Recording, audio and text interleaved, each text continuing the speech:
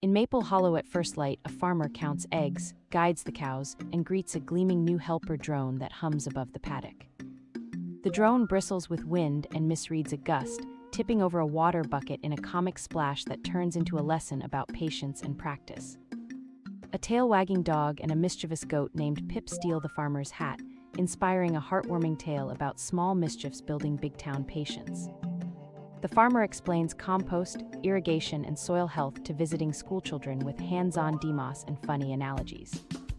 The day closes with a shared meal, a chorus of crickets, and a quiet promise that tomorrow will bring another ordinary miracle.